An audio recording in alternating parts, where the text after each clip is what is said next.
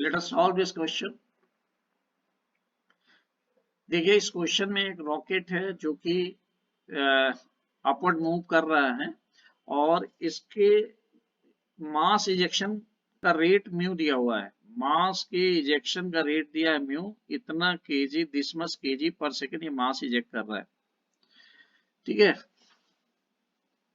इसके रॉकेट के equation of motion को हम इस एक्सप्रेशन से लिखेंगे, जहां देखिए इस एक्सप्रेशन में m की वैल्यू रॉकेट का किसी इंस्टेंट t पे मास है, w is the acceleration of the rocket at any instant t, w is the acceleration of the rocket at any instant t, f is the force acting external force acting on the rocket, mu ejection ratio है। यहाँ पे u समझिए क्या है, u जो मास यहाँ से eject हो रहा है रॉकेट से, उसकी वेलोसिटी रॉकेट के टर्म्स में u है।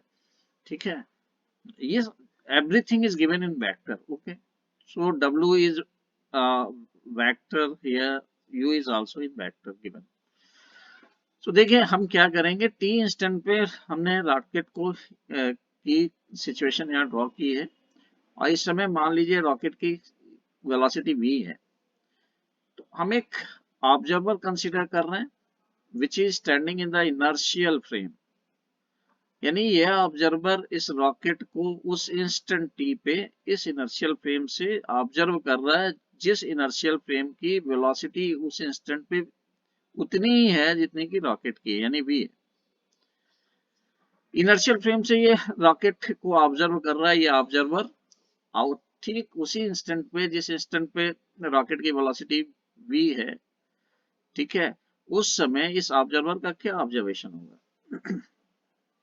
Actually, what the this observer in the inertial frame observes the change in momentum of the whole system.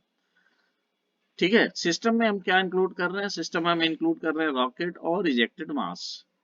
तो देखिए क्या टी इंस्टेंट की हम बात कर रहे हैं, तो टी इंस्टेंट पे एक स्मॉल टाइम इंटरवल लेंगे dt का, इस dt टाइम में ये dm मास इजेक्ट हुआ है और इसकी वेलोसिटी रॉकेट के रिस्पेक्ट में u है। तो इस ऑब्जर्वर द्वारा जो कि itself in the inertial frame इस में है और इसकी वेलोसिटी इनर्शियल फ्रेम की उस इंस्टेंट पे वही है जो कि रॉकेट की है। तो इस ऑब्जर्वर द्वारा टी इंस्टेंट पे पूरे सिस्टम में चेंज इन मोमेंटम कितना होगा, तो चेंज इन मोमेंटम यानी dp की वैल्यू होगी, देखो चेंज इन मोमेंटम यहाँ रॉकेट में होगा और चेंज इन मोमेंटम यहाँ जो मास इजेक्ट हो रहा है उसमें होगा, तो दोनों में चेंज इन मोमेंटम को देखते हैं। तो जब dm मास dt टाइम में इजेक्ट हुआ तो रॉकेट की अपवर्ड वेलोसिटी में चेंज हुआ, मान लीजिए dv से। So what is the change in momentum of the rocket, इसमें चेंज इन वेलोसिटी dv का, उस समय उसका मास m है, तो change in momentum as observed by the observer in this frame is mdv. At the same time, what is the change in momentum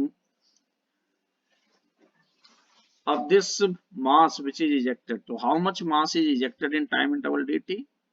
Change in momentum of the system actually are related with the mass ejected is how much the dm is ejected in dt time. So हम dm की value लिखेंगे mu times dt, ये dm हो गया और इसकी velocity क्या है, u है। सो ये change in momentum, this is the associated with the rocket, this is the associated with the ejected mass. So net change in momentum as observed by the observer in this inertial frame at the instant t will be the resultant of these two changes. Okay, so this is the net change in the momentum of the system. This equals to what? This equals to the external force acting on the system time dt, because this change in momentum occurs in time dt. So now we can write f equals m dB by dt. We have divided by dt both side, okay, in this equation. So this becomes u. So now this is what? This is the acceleration of the rocket. So F becomes mw plus mu u.